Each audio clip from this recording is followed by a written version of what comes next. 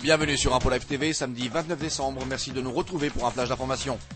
L'armée israélienne a arrêté ce samedi 7 Palestiniens après l'attentat à l'arme automatique survenu vendredi après-midi dans lequel deux jeunes Israéliens, Haïkam Amichai, 20 ans, et David Rubin, 21 ans, avaient trouvé la mort près de Hebron.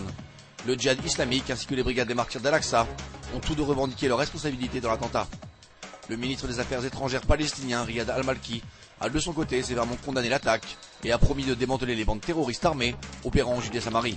Près de 2000 pèlerins palestiniens de retour de la Mecque en Arabie Saoudite ont été stoppés en mer Rouge ce samedi après avoir refusé de signer un accord avec les autorités égyptiennes leur enjoignant de regagner la bande de Gaza via le point de passage de Kerem Shalom. Parmi les pèlerins se trouvent en effet de nombreuses personnalités du Hamas qui, par crainte d'être arrêtés par les autorités israéliennes lors de leur passage au point de contrôle de Kerem Shalom, toujours sous contrôle israélien, ont insisté pour regagner la bande de Gaza via le terminal de Rafia. La France propose d'aider l'Égypte à se doter d'une technologie nucléaire civile, c'est ce qu'a annoncé le président français Nicolas Sarkozy ce samedi, un quotidien égyptien, à la veille de sa rencontre avec le président égyptien Hosni Moubarak. Monsieur Sarkozy, en vacances en Égypte depuis mardi, débutera demain dimanche une visite officielle dans le pays. Le président français avait déjà proposé un accord nucléaire civil avec le Maroc, l'Algérie et la Libye. Au lendemain de l'attentat qui a coûté la vie à 2 Israéliens près de Hebron, la police palestinienne a arrêté ce samedi 3 citoyens israéliens en promenade à Bethléem. Les 3 personnes, dont un soldat israélien de 19 ans en possession de son arme de service, ont été ensuite remis par la police palestinienne aux autorités israéliennes.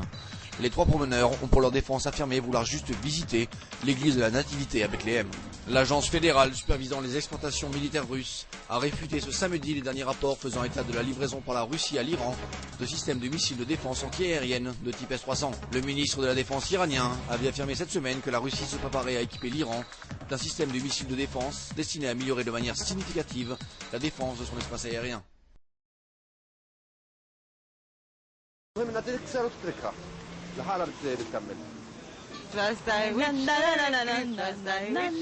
Christmas, we wish you Merry Christmas and Happy New Year.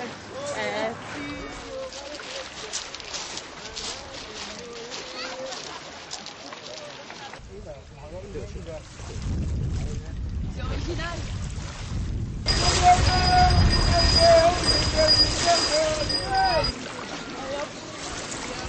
كريم الله أسلامك على سبب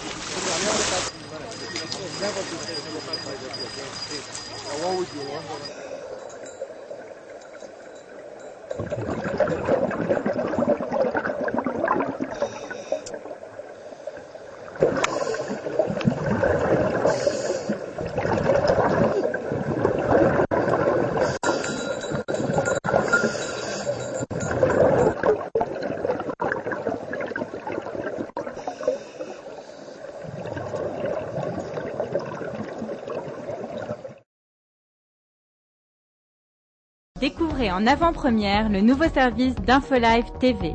Recevez gratuitement chaque jour, en vidéo, les informations d'Israël et du Proche-Orient sur votre mobile. Pour vous abonner, entrez sur notre site www.infolive.tv et cliquez sur la bannière Service téléphone mobile.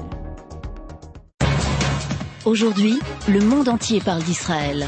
Mais qui parle d'Israël au monde entier, en temps réel, en 4 langues et en direct de Jérusalem? InfoLive.tv, la première chaîne de télévision internationale israélienne.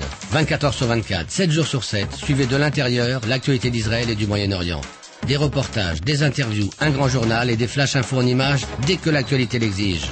InfoLive.tv, votre regard direct et vrai sur l'actualité d'Israël. Retrouvez InfoLive sur internet www.infolive.tv.